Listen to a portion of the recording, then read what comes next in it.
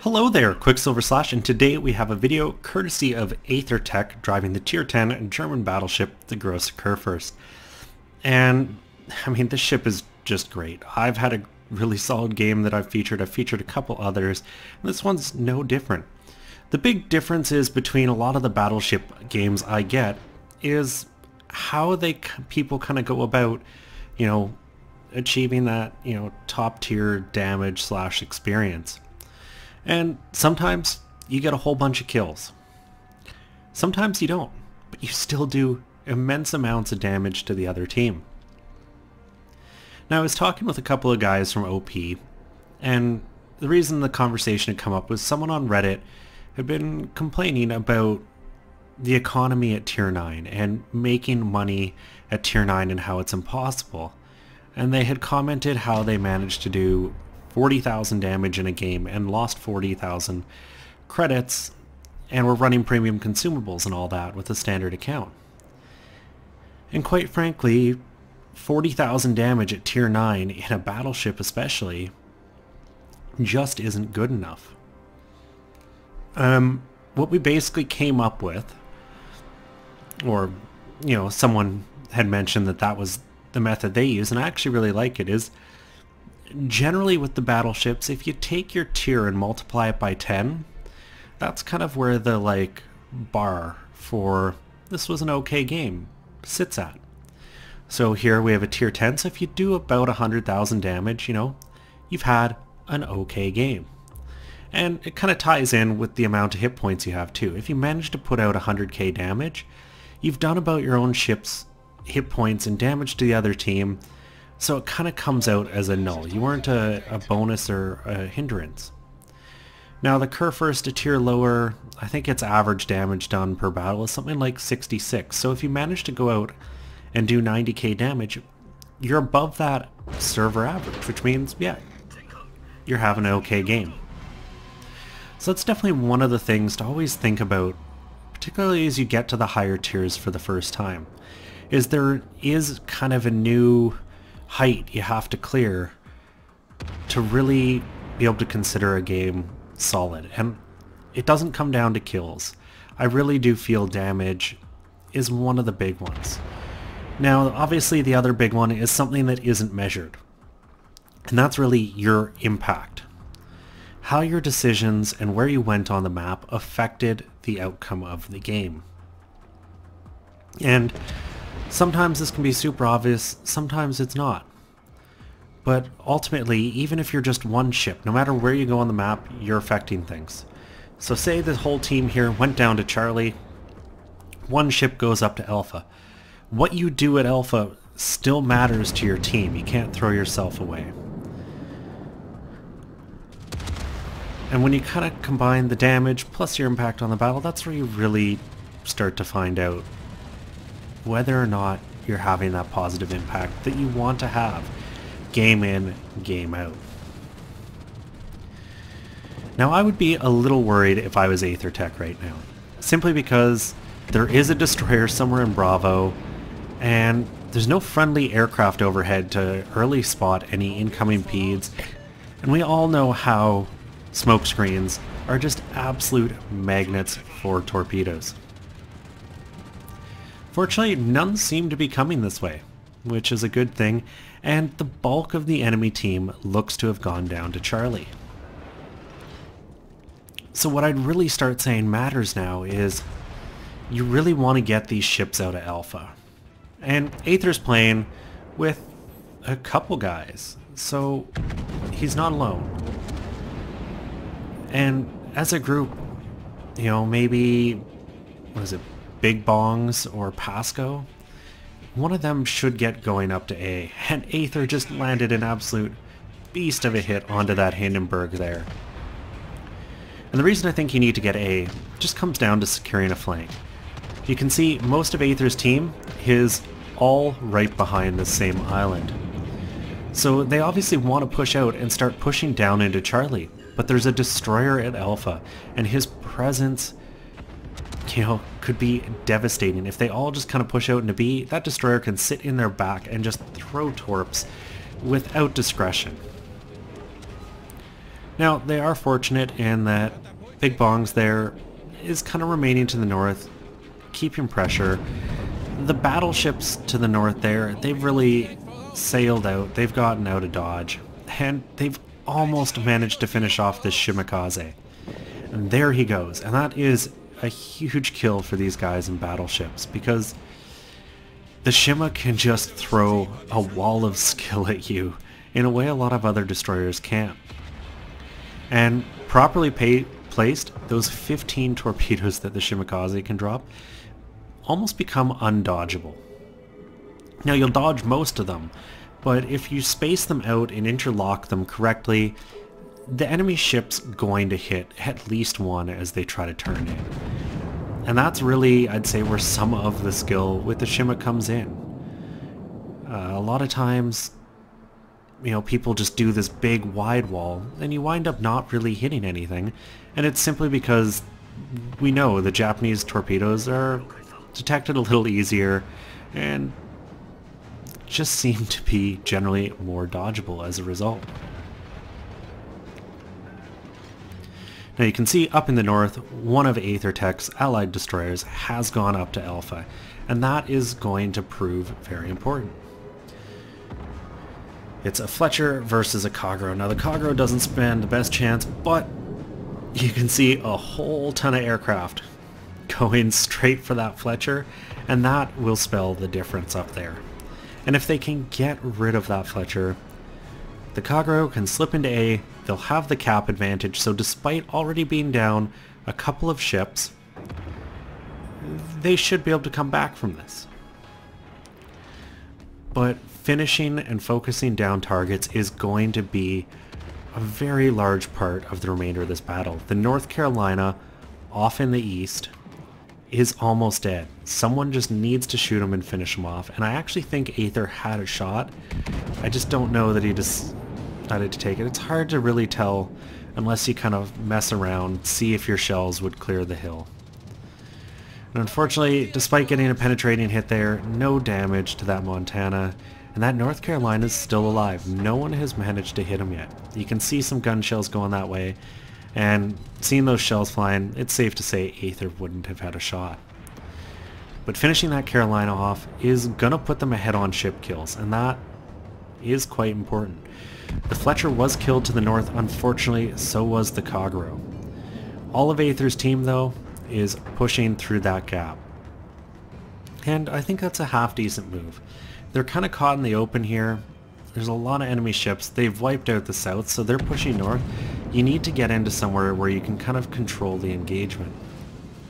Plus, the Izumo's on some pretty low health. The unfortunate thing is Aether is now alone. He's got Pasco and Big Bongs kind of behind him, but Aether's stuck in the middle of this cap without really any help from his team. And they're all charging up to the north. And they've taken out the Izumo that's up there, so that's good. They've got another kill. Things are starting to even out. And he's got a golden shot at this Montana here, but an even better one at the Iowa. So Aether elects to go for the longer range shot, and you can see his head on a swivel, and it pays off almost 30,000 damage to that Iowa. And you can see Pasco has rounded the corner along with Big Bongs. They're starting to work this Montana, so I think he has to be the next target, especially considering he is now perfectly flat on. That is a death sentence, especially this close to something like a Kurfürst. Oh my god. 4 citadels. That's basically the same thing I did to an Izumo a couple games back. And, well, their North Carolina finishes that Montana off, Aether having left him on about 8,000 damage. And right now, the big thing I'd say Aether's probably focusing on is management of his cooldowns. You've really got to think about, okay, how many fires do I have? Are there any possible floods coming? Where's my repair party at? Where's damage control at? As you try to return fire and remain effective. Big Bongs has come out, has laid smoke. He's now no longer detected. And that is going to be crucial for him to recover some of this lost health. And you can see exactly what happens when a target doesn't get finished off. No one in Aether's team managed to get a shot, and what was 1,000 hit point North Carolina now has 12,000 hit points. Fortunately for the Kurfürst, they're basically the same if you've got a decent shot. And you'll notice Aether is just pivoting back and forth, trying to find where he's got a shot and make his shells count. Unfortunately, nothing's spotted right now. A couple enemy aircraft are coming in, the AA is opening up, and Aether's team finally just went ahead on points, having both caps and a one-ship kill lead right now. So things are looking good, and that's why patience matters so much in this game. A couple days ago, in that Texas game I shared, I just talked early on, you just have to be patient. Can't make any crazy bold moves, you don't need to. This game occurs much slower time than World of Tanks, and if you can slow yourself down and think things through a little bit more, you'll have a lot more success. So right now the pressure is gonna be on that North Carolina. He can't push around to this side of the island because Aether's sitting here waiting and their Minotaur gets spotted. You can see Aether spreads his shells out just in case the Minotaur stops moving, tries to get going forward or something, and it's a good thing because he does. Aether lands a Citadel, picks up his high caliber, and is at almost 200,000 damage still without a kill. And that's just one of those things that happens in battleships sometimes. And what it comes down to is the rate of fire. Like that Montana, like 60,000 damage in a volley, leaves him on 8,000 health. Well, it's going to be 30 seconds before he can get another shot. Does another 8 grand to the Minotaur. Unfortunately, he disappears, and so does Aether's chance at a kill on him for the time being.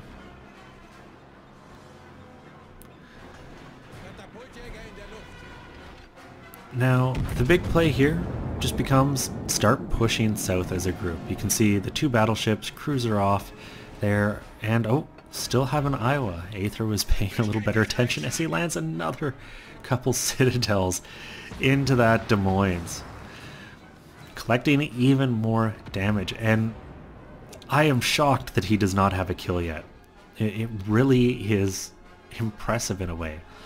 Because, in other ships, you'll do like 2,000 damage and have 3 kills. Because you're a destroyer and you pick off the last bits of some other ships. But aside on Iowa, he didn't learn earlier. Another Citadel, another 13,000-ish damage. And it's clear where the showdown for Aether is going to be. It's him versus this Iowa. If he's going to get a kill, it's going to be here. The cruisers, they're all down in the south somewhere. They're running away. This Iowa is just insisting on sitting side on. Another Citadel, another 12,000 damage. And I don't know what this guy is thinking. I love seeing Iowas that do this kind of thing because they just don't have the armor on the side. None of the American BBs really do. You can't afford to sit like this. And I feel like Aether's decided it's time to end this. One turret doesn't quite hit, but he swings over, gets his rear 2 turrets around. These are looking good. Another 10,000 damage, some return fire, and that's where you kind of see the advantage of the turtleback armor, is in close like this. He still took a good chunk of damage, about 7,000 there, but no Citadels. The same cannot be said for the Iowa. He returns fire, picks up another Citadel, and finally his first kill with 281,000 damage done. He also can fully repair a good chunk of damage there. I was just about to say something and he hit the button. The enemy Lo Yang gets finished off, and this game, I'd say it's wrapping up.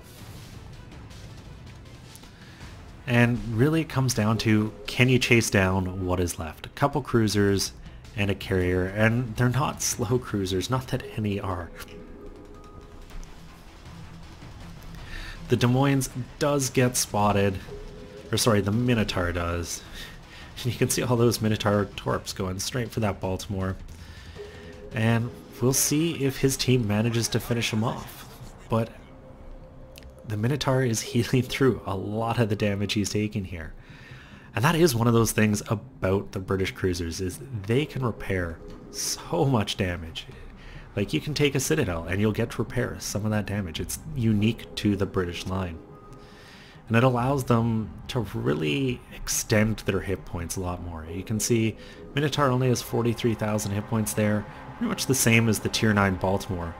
But the Minotaur can heal a heck of a lot of that. Unfortunately, he does get finished off, leaving this Des Moines and the Shikaku, who's somewhere on this map. The Des Moines sailing out. Aether does get a shot. Hopefully he can get another Citadel here, perhaps pick up a second kill to kind of put a cap on this game. Unfortunately, no Citadels. Does get some extra damage there, bringing his total up to 285,000. And this one's going to be over any second now if they get the kill or not, because they're about to cap this one out. Gets one last volley in the air. It's not looking too terrible. Unfortunately, RNG kind of curses him, and that's going to be the end of the match.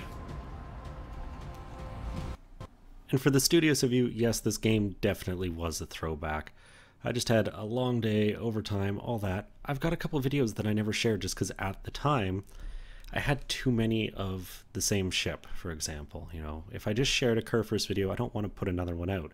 So I recorded the game and it's been sitting here perfect for a day like this, and I don't quite have the energy to fully record a game. And end of the day, Aether gets 285,000 damage, but only that one kill, a lot of Citadels, Dreadnought, Confederate, high caliber, and they won. And I think a big part of it was just securing that flank at A. Once you get, you know, one side of the map safe, you can start sweeping in and, you know, encircling the enemy. The thing you have to be careful not to do is all charge in one line, one at a time, once you do get that flank. And it shouldn't be surprising, Aether tops the team here, and I mean, shows it's not all about the kills.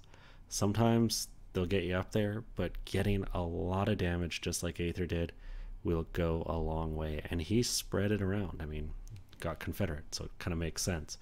You can see a couple of the key ships he managed to hit there, and, you know, this was all AP for the most part. Secondaries ticked a bit in. There was one fire there, but that's a lot of damage from your main batteries.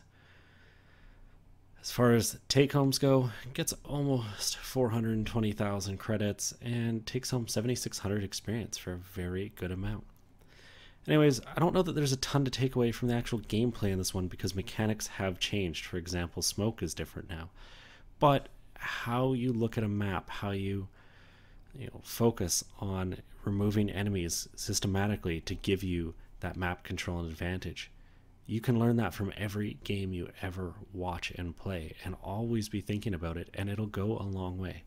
Anyways, I hope you all enjoyed this one. If you did, please give it a thumbs up or subscribe, and as always, I'm Qckslvrslash. I'll have another one for you all later.